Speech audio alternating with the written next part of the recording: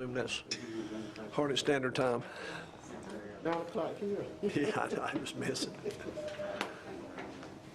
I'd like to call the Tuesday, July 28th work session of Horny County Board of Commissioners into session, and I would ask that we stand and have a pledge of allegiance to the flag and an invocation.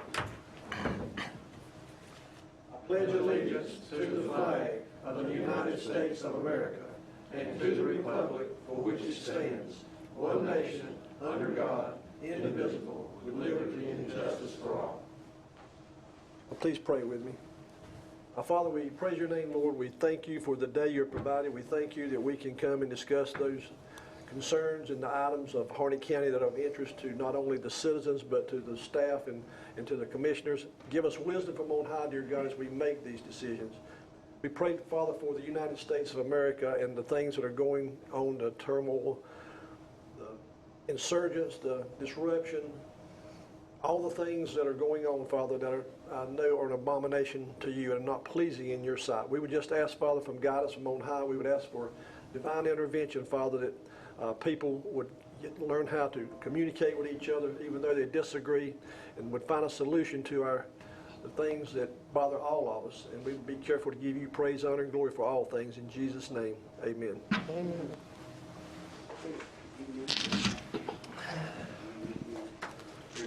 Thanks, sir.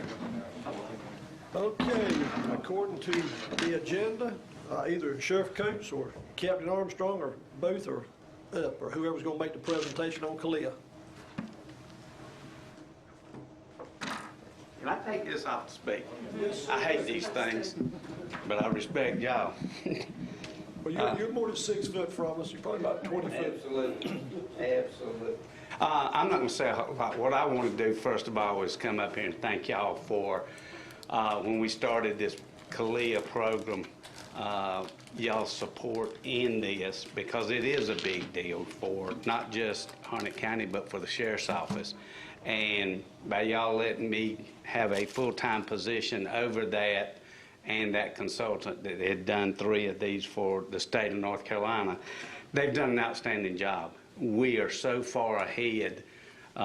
It scared me. I thought, my gosh, what have they skipped over and done? But that being able to do it full time, we're going to meet this goal in 1.5 years or less, is my understanding. And to cover everything they did, we've got the interviews coming up Monday and Tuesday next week.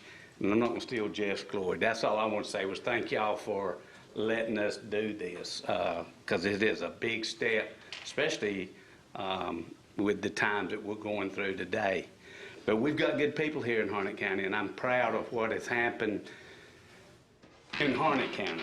All these marches we've had have been peaceful protests, and I think that comes from the leaders meeting with these groups before it ever took place, and we don't have these problems like they're having in the other cities. But I think it's because we got to jump on it to start with. Ms. McCoy's been at several of these that I've been at, and I think the leaders playing a big part in this is a big part of why it's been so peaceful here. So anyway, I don't want to take up a lot of your time. Thanks, Sheriff. Captain Armstrong, come up. We will gladly hear you. Good morning. Hope y'all are doing well. We are excited about this accreditation for sure. Like the sheriff was saying, the organization gives our agency 3 years to complete the initial accreditation. We signed the contract July 1st of last year. We began our accreditation process back in June. So Father's Day weekend, over that week, they did our file review. They looked at all of our files, our computer files. And then we've scheduled our on-site for the 3rd and 4th of August. So just over a year from the time we signed the contract to our on-site is certainly an incredible feat. But we've worked diligently to put in the methods and the policies and procedures that match those standards and marry up with those, and then prove compliance. So it's not just having something on paper, but it's able to show that we're meeting what is on paper. The on-site typically is 3-day process where they come on-site and they do our interviews and they meet with different folks. But because of the COVID pandemic, we had to agree to a consent agenda for a contingency plan. So we're doing a virtual on-site. We've partnered with the IT department and got some of their resources, kind of like what y'all have used over the last several months with the virtual meetings, and Ira was gracious enough to lend us a camera.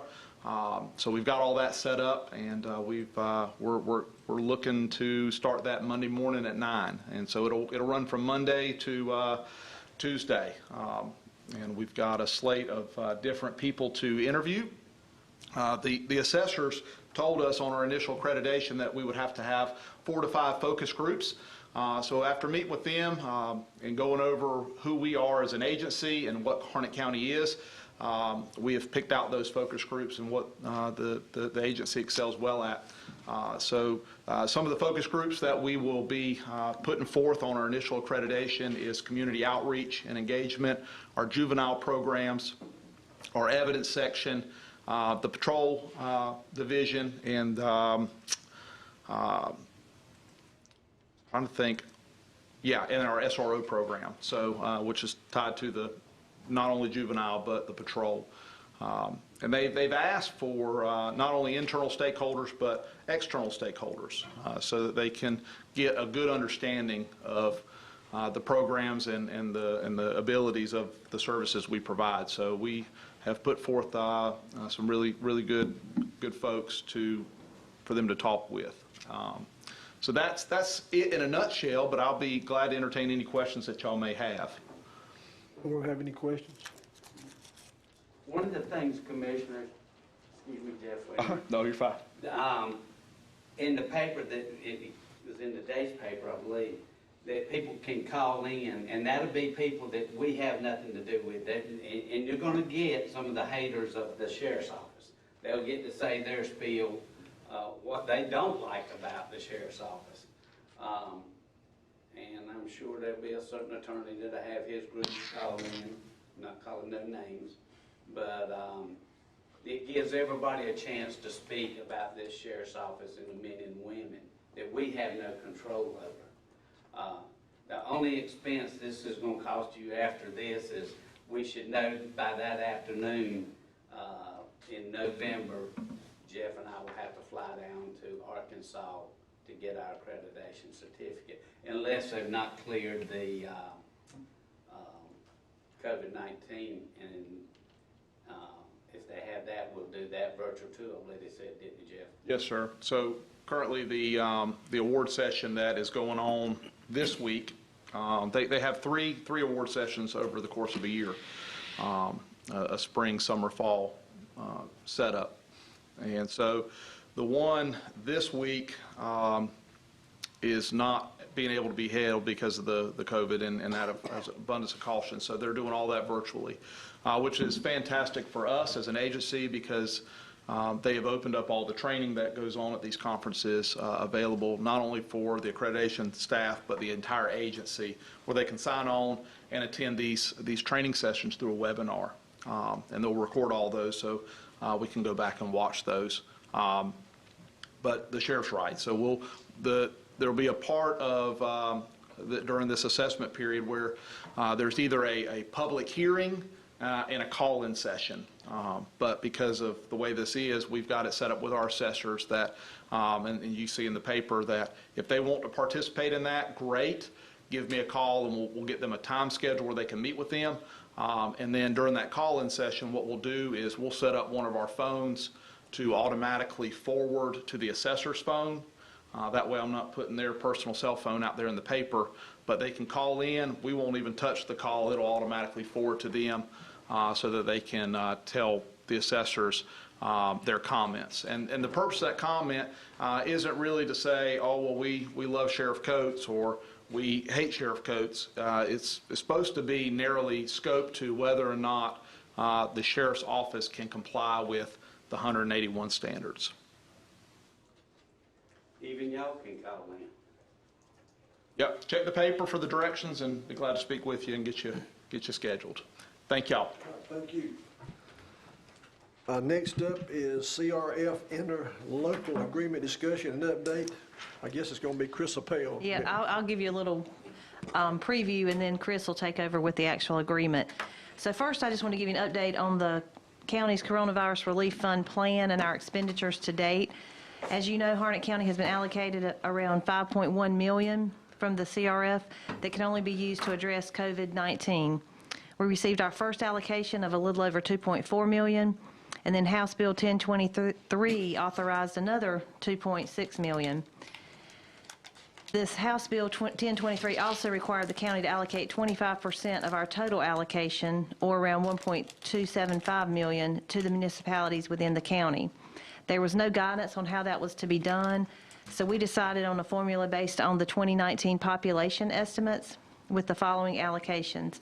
Dunn will receive $484,668, Anger $254,450, Irwin $234,841, Lillington $182,367, Coates $119,021. So following the municipal allocation, the county is left with a little over $3.8 million. We must use the funds again to address COVID-19. It can't be used for items included in the budget, anything prior to March 27th, 2020. It must be used for expenditures between March 1st and December 30th, 2020. And there were a lot of guidelines that we had to sit through. All of us have sat through numerous webinars to hear the things that we can use the money for. So we've decided to use payroll costs as what our money is going for. Even though we're doing a lot of other things, I'll talk about that in a minute, we're mostly going to report to the state on our payroll expenses for sheriff's deputies, EMS workers, anybody that's like in the front line. Our first report was submitted on July 20th, and we used salaries for that first portion, and that included April, May, and June payrolls. So the total was $2.47 million. So that leaves approximately $1,354,000 to justify for the second part of the money. We anticipate reaching our full allocation in the September report. So through June 30th, our departments have spent around $109,000 addressing COVID-19. And this does not include emergency services, which submitted all their expenses through FEMA. Does not include the health department. They received a separate CARES Act funding. And mostly what the departments used the money for was plexiglass barriers like you're using in the chambers, sanitizer, gloves, masks, and related equipment. Departments are going to continue to submit monthly reports through December 30th to our office, and we will submit any applicable expenses through the FEMA reimbursement as well. So with that just kind of gives you a brief overview of the money. And there's also other departments that have received money besides the health department and EMS, and you'll see some on your agenda when we go to the agenda review. There's money from hearts, for aging, so there's some more CRF funds coming down. But with that, I'll turn it over to Chris to actually talk about the interlocal agreement and the NC Pro office, which is the office in Raleigh that was established out of the governor's office to handle the corona relief funds coming from the federal government. So it starts at the federal government, comes to the state, and then comes to the county. And that office has recommended and encourages us to do an interlocal agreement. So I'll turn it over to Chris. Yes, I won't cover the general details since Paula handled that. But because of the new session bill that's come down that has required us to give at least 25%, it's put the same requirements for reporting that the county has to do as put on the municipalities as well, but we're just the pass-through. So previously, I know we had discussed just giving part of our allocation, for goodwill, but now that's mandated by the state. So basically, the purpose of this agreement is to outline what they have to do in order to get reimbursement. Again, they got to follow a lot of the same guidelines that we do as a county. But to begin with, much like we did, they have to submit a coronavirus relief fund plan, the CRF plan, which would be due to the county no longer than August 21st, 2020. They'll give it to us, we'll look it over, give our stamp of approval, then we'll send it to the state and make sure that it's acceptable as well. So once the CRF plan is approved, the municipalities, again, like the county, have to submit a monthly report of the expenditures and certify that it does meet the requirements. outlined by law, and with that meets the CRF plan that they submitted. That monthly report will be used as basically the statement for us to reimburse the town. So we'll use that as the reimbursement portion of it, that they certified that they used it within the guidelines that are outlined in paragraph 4. I won't read through all those, but Paula had mentioned, the expenditures in a certain time period that it was used to battle COVID-19, and that's in accordance with the CRF plan. In addition to that monthly report, we can require additional documentation if need be. But as of right now, unless anything has changed, it is the intent of each municipality to use those funds for salaries and benefits for their police departments. That's the easiest, cleanest way to do this, in our opinion. And that should eat up all their allocation by, I think they all said they could use it up by December 1st, but they would have till the end of December to do so. But this makes reimbursement easy. We don't have to go through a bunch of line items of different expenditures, make sure that they're approved expenses and so on. The guidance that's come down from the state and the feds is that salaries and benefits for police departments, for officers, is an acceptable expense under the Coronavirus Relief Plan Act. So as of right now, that is the plan. So for the reimbursement process itself, the municipality will submit their monthly report to the county by the 10th day of the month. For the previous month's expenditures, we'll look it over, make sure everything's okay. We'll provide approval by the 19th, or we'll kick it back. They'll have to make their changes, send it back to us. But approval by the county has to be done by the 19th, because on the 20th, we have to upload their report along with our monthly report to the state system. And then once we approve, we'll reimburse the municipality within 30 days. Now, if the funds are not appropriately expended by the municipality, they are required upon notice, within 30 days, a notice to send those funds back to us. Which either then we would either be able to spend it ourselves, or if we're past the deadlines for expenditures, it would just go back to the state. Anything that's not expended by municipalities or the county would go back to the state anyways. And let's see. And then at the end, once all funds are expended, they'll have to submit a final report. Again, that's also something we have to do. Same process. That once the funds are expended, they'll submit a final report to the county. We'll look it over, approve it, or send it back, and then again upload it to the state. If they happen to not expend all their allocation and for the police departments and don't use it anywhere else, all remaining funds will have to go back to us, and we'll try to. The county would then try to expend all those funds before the deadline, because again, otherwise they all go back to the state. But that's the general overview of how that will work. I believe Brian has already sent these to municipalities. Is that correct, for their review yet? I believe he has. I can double check. But so we drafted this. We wanted them to take a look as well, in addition to presenting it to you all. If you have any other questions about how this works, I'll have to answer it, or if you have any further input. But that's the general idea of this agreement. Yes, ma'am. Yes, ma'am. Could you email us what each town is going to get? I would like to know. The money amount? Yeah, the amount, because, someone may ask some questions, and I'd like to be able to answer the questions. Another thing is that in these funds, were there any funds included for, I'm sorry. I'm sorry. Any funds included for contact tracers in the county? So under this plan, that money would not go towards that. Again, they would be using it for their salaries and benefits. However, whatever they had allocated for their salaries and benefits could be allocated in other areas. However they deem necessary, that's their money. I mean, outside the CRF funds, they can do whatever they want to. It's the same thing for us, that we can move around. Whatever money we had planned for our uses that have been approved by the CRF plan can be used. I believe the health department also got their own funding.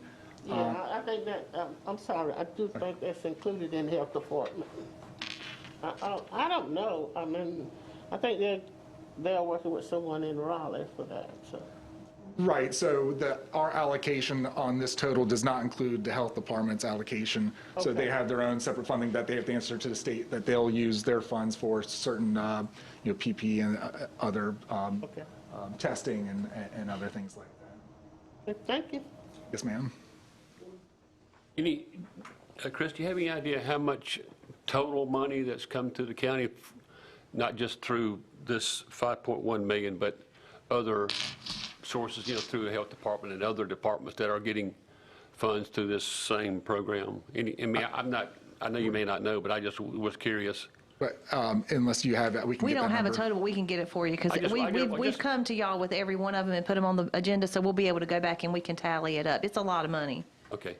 Now, how about social service? Are they getting extra money for this or not? I have not heard of any coming to social services Okay. at this point.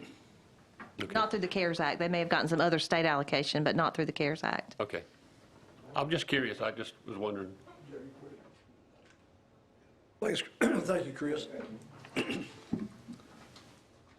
Next up is Habitat for Humanity of Horny County request for reimbursement fees. And Mike Blackman would have been here today, but I told him since we're doing it remote, I would just cover it for him. But he sent a letter that was in your packet. He's Executive Director for Habitat for Humanity of Harnett County. And their Board of Commissioners voted unanimously, y'all voted, unanimously on June 3rd of 2019 to waive the fees for the house that they were building in Irwin. And those fees totaled $8,575. And I spoke with him this year and told him how we're not waiving fees anymore because we really need to collect the fees. And then in your fiscal policy, we said we would not waive fees, but he could ask for reimbursement. So that was the way we had chosen to handle it this year. I tried to, talk to him about some other things, but basically they're asking for $8,075. They'll pay the fees, and then they would like reimbursement after they pay. They haven't paid yet. They haven't started the home. They're actually starting it now. They said that the house they did last year appraised at $148,000. They assumed this one will be a similar priced home. And I think this one's also in Irwin. It's a lot in the Forest Hill subdivision in Irwin. And right now it's currently being cleared, so they haven't really started. And they're not asking for anything. I think they do want to tipping fees waived for their tree stumps, and they just put an estimate. And they did call our departments to get these estimates. So it's for permit fees, plan review fee, water tap, sewer tap, and tipping fees. And they're just asking for your consideration, again, on reimbursement of those fees once they've paid them. And I'm bringing it to you today, and if you so choose, we'll talk about it on the agenda, the August 3rd agenda. Yes, ma'am. I have a question. Didn't we give them something under the nonprofit? We committee? did. They were allocated $5,000 through the nonprofit funding program, and so I spoke with Mike and said, could you not use those funds for these fees? And he said they were hoping to use that $5,000 for the construction of the home. So we did have that discussion, but Okay. he still proceeded. He still wanted to send the letter, so I'm just bringing it before you today. You mentioned two things, Paula. You mentioned the stump removal, and are they going to pay that, or? They would pay it, and then we would reimburse. No, that's not included in here, though. It's the Oh, yeah, estimated I tipping got you. fees, the very last. $1,000, yeah. So we're not waiving, we're just reimbursing, Which is, tip. I understand. I understand. I was kind of mentioned something about, because the question about using the allocation they got from us for the nonprofits. I don't know if that was put in their application, because if it's not put into their applications, which would then be put into the contract, then that would be an issue, be able to move that money around. So I would just say from that standpoint, unless that had all been laid out, that they won't be able to use through those kinds of things.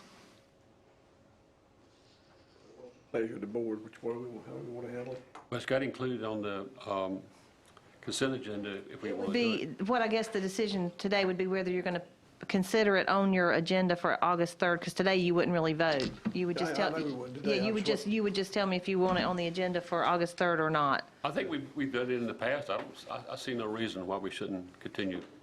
I mean, it's a great project, and this is something that's helped the county. in my opinion. Barbara and Mark, what y'all's, Well, I vote for it. all right, Okay, okay, thank you. we will leave it on there, and I'll let Mike know. Next up is County Manager's Report. Gina just passed out your draft agenda.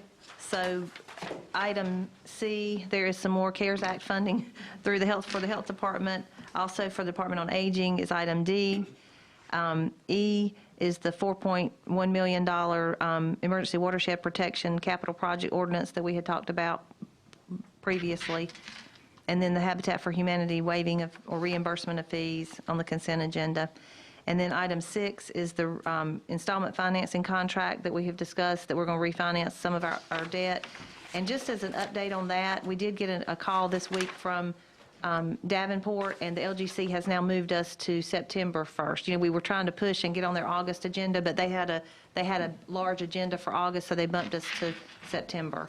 But this didn't hurt anything. We're still going ahead as if we were doing it this month. All our calls are still taking place and everything, but they did move us out till September 1st. And then the item 7 is the CRF interlocal agreements that we just discussed with the towns. And I don't know if they'll be ready. And we don't know if we don't know if it'll be ready because the towns have got to have time to come back. So that'll be on here. If not, it'll be on a future meeting. But just so you know that we hope to have those ready. Also, I had another question for your August 3rd. This is a follow-up from June 30th when the bus patrol people with the school system came in and did it, or remoted in and talked to you about their project. So I just need to follow up and see if you're interested in putting that on the August 3rd agenda or not. I'm not.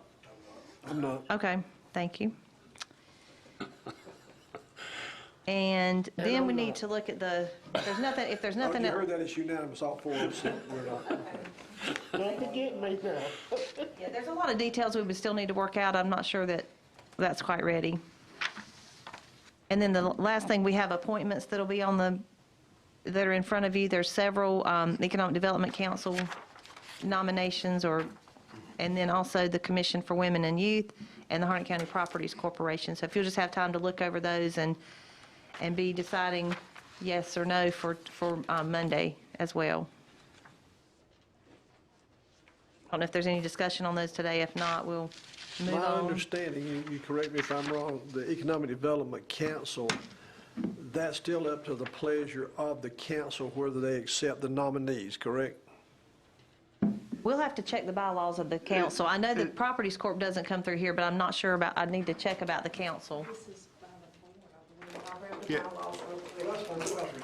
Just asking a It just question. depends on the district as far as how it's done. I think there's a couple, what you just mentioned it is, but the one I think you've got here is for District 5. Yeah. And this is what she just clarified with the rules about if commissioners serve, and then these are the 3 that represent the other districts. And I think they're appointed by you alone. That's right. Okay, all right. I That's just right. just asking, just for clarification, thank you. Yeah, I guess there are some appointments that are board appointed and some that are council appointed. Okay, all right, thank you. And we can put those bylaws with this in the package if you'd like. It's been a period of time since we've seen them, and I know Angie's actually been working on, and Yep. probably Coley or different ones about kind of, Yep. like, for lack of a better word, cleaning them up That's and right. making sure, because obviously from what our intentions was 3 years ago, whenever we started it, we found out some hiccups in the way we had worded things, and so, but I know we've been working on, you guys have been working on that. It is. So It's pretty. It may pay us to bring the updated one so we can all We can do that. look at it. We can definitely do that because we got it all straight last month. I think y'all were comfortable with it, so everything should flow down and go in order. Okay, all right, thank you a lot. I guess that magic word. Well, No, I'm sorry. Before Paula. I've got one more thing, I'm sorry, that I didn't list on here because I just got it recently. The Hoke County Sheriff's Office and the Sheriff, Hubert Peterkin, sent me a thank you note, and I just wanted to read it to y'all because it was very good. Our staff is to be commended. So he said, "Dear Manager Stewart, please accept this as a formal thank you for the most needed assistance on Saturday, June 6th, 2020, for the Mr. George Floyd Memorial Service conducted at Cape Fear Conference B headquarters. 10225 Fayetteville Road, Rayford, North Carolina. The professionalism, skill, knowledge, and experience exhibited by Harnett County Emergency Services Deputy Director Bradley Kinlaw and Emergency Management Coordinator Zach Sheen, working with our incident management team while assisting with the Hope County George Floyd Memorial event, were truly outstanding and very commendable. Their input and development of our overall incident action plan provided the roadmap for a successful execution of this major event. Their presence and professional input was also noticed throughout the event while operating within our joint and unified command post. Their positive attitude, patience, and extra efforts during a demanding memorial service with nationwide interest were essential to the safe and successful conclusion of the Hope County George Floyd Memorial Service. Their cooperation and team effort displayed during the preparatory phases as well as during the actual memorial service demonstrate Harnett County's emergency services continuing progress and strive for professionalism and accomplishments in their continuing pursuit of excellence. Please convey my total appreciation to both Bradley and Zach for a job very well done. Their conduct demonstrated on both a professional and personal basis was very well received and reflects highly on them, the Harnett County Emergency Services, and Harnett County. Thank you. I remain sincerely, Hubert Peterkin. So I thought that was very nice. He had very kind words. I let Brad and, Bradley and Zach know about the thank you note, and they were they're excited about it. They said it was a good event, and they felt proud of what they had done, so. Great.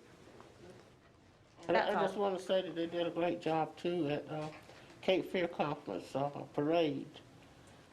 They had over 200 cars in that parade, and it was really, really successful, and the sheriff's department helped make it successful. Right, and I am proud of our emergency services, our whole public safety team. They go where they're needed, when they're needed, and they're here. They stand ready to help everybody. So we're very fortunate. Great. And we've all got a calendar, I guess, upcoming events. Yes, there's not much new on there. It's the same old, and then the virtual conference in the middle of August. Did we make a decision if we were going to do the virtual here, that we could space and look at it, or what? We could do it here. We could do it in this room and just space out. Mm-hmm. Thank you. Now, do we have need for a closed session? Mr. Chairman, I move that the board goes into closed session for the following purposes: consultation with the county's legal counsel in order to preserve the attorney-client privilege concerning handling certain claims and litigation, including the following cases: estate of John David Livingston II versus Cahagas et al., U.S. District Court, Eastern District, NC, Western Division, file number 5, CV, whatever. Estate of Johnson versus Southern Health Partners et al., U.S. District Court, Eastern District of North Carolina, Western Division, file 519 CV 23 dash, I think that's B0. Yes, sir. And Department of Transportation versus Reuben Whitley Hood II and KS Bank Incorporated, Harnett County Superior Court file 20 CVS 780, and Department of Transportation versus Robin Whitley Hood II, trustee of the Robin Whitley Hood Family Estate Trust, dated February 10, 2008, and Lewis B. Hood, Harnett County Superior Court file 20 CVS 885. Do we have a second? Move to go into closed session. Well, I assume you were making a motion, so there would be a second. Second. Okay, no discussion, I'm assuming there'll be no more discussion. All in favor say aye. Aye. It's unanimous. We are now in closed session.